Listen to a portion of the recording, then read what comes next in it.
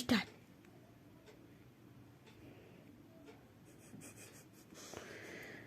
আমি চিকেন রান্না করার জন্য নিয়েছি এখানে 1 কেজি চিকেন, বাজার থেকে কেটে নিয়ে এসেছি। খুব ভালো করে ধুয়ে নিয়েছি। এবার আমি এটাকে ম্যারিনেট করব। ম্যারিনেট করার জন্য দিয়ে দিলাম বেশ কিছুটা লঙ্কার গুঁড়ো, 1 চামচ জিরের গুঁড়ো, 1 চামচ ধনের গুঁড়ো, আর দিয়ে দিচ্ছি 2 চামচ মতো সরিষার তেল। এবার দিয়ে দেব হলুদ, আর দিয়ে দেব লবণ। দিয়ে খুব ভালো করে হাত দিয়ে মেখে নিতে হবে। নিয়ে আমি 1 ঘন্টার জন্য ঢেকে রেখে দেব। ঢেকে দিলাম, দিয়ে আমি 1 ঘন্টা রেখে দেব। মশলা নিয়েছি আমি 250 গ্রাম পেঁয়াজ কুচি কুচি করে কেটে রেখে দিয়েছি। আর নিয়েছি আমি রসুন,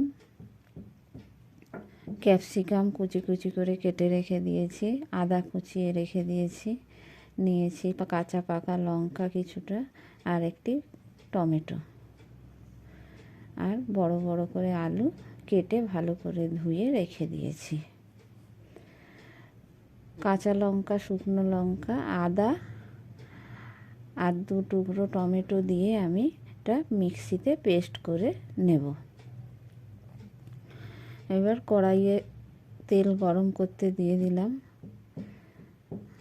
বেশ খানিকটা তেল দিয়ে দিয়েছি। তেল গরম হয়ে গেছে, কেটে রাখা আলুগুলো দিয়ে দিয়েছি। দিয়ে লবণ দিয়ে দিলাম, আর দিয়ে দিলাম হলুদ। দিয়ে খুব ভালো করে আলুগুলো ভেজে নিতে হবে। আলুগুলো বেশ কিছুক্ষণ ধরে নেড়ে চেড়ে লাল লাল করে ভেজে নিয়েছি। এবার আলুগুলো আমি তুলে নেব। আলু রেখে দিয়েছি নামিয়ে। এবার ফোড়নে দিয়ে দিলাম 2টো তেজপাতা, একটু গোটা জিরে। ফোড়নটা ভাজা ভাজা হয়ে গেলে এবার দিয়ে দিতে হবে কুচনো পেঁয়াজগুলো। কুচনো পেঁয়াজ দিয়ে দিয়েছি।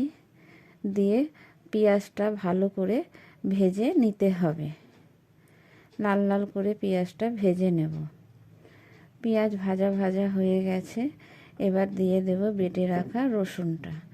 রসুনটা দিয়ে রসুন পেঁয়াজ খুব ভালো করে ভেজে নেব, যাতে রসুনের কাঁচা গন্ধটা না বেরোয়। বেশ কিছুক্ষণ ধরে রসুনটা ভেজে নিয়েছি। নিয়ে এবার পেস্ট করা মশলাটা আমি দিয়ে দিলাম। মশলাটা খুব ভালো করে কষাতে হবে। মশলা কষানো হয়ে গেছে, দিয়ে দিলাম কেটে রাখা টমেটো আর কুচিনো ক্যাপসিকাম।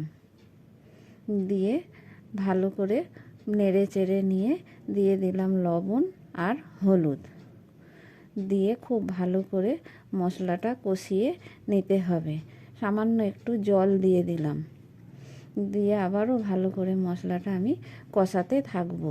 যতক্ষণ না মশলা থেকে তেল ছেড়ে আসে ততক্ষণ আমি মশলাটা কষাতে থাকবো।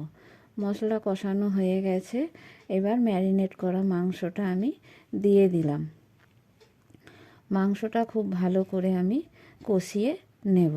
খুন্তি দিয়ে খুব ভালো করে নেড়ে চেড়ে নিলাম। মাংসটা কষানো হয়ে গেছে। এবার আমি ভেজে রাখা আলুটা দিয়ে দিলাম। দিয়ে সামান্য একটু জল দিয়ে দিলাম আলুটা সেদ্ধ হওয়ার জন্য। দিয়ে আমি ঢেকে দিলাম 5-7 মিনিটের মতো। 5-7 মিনিট পর ঢাকা খুলে নিয়েছি। আলু সেদ্ধ হয়ে গেছে, মাংস রেডি হয়ে গেছে।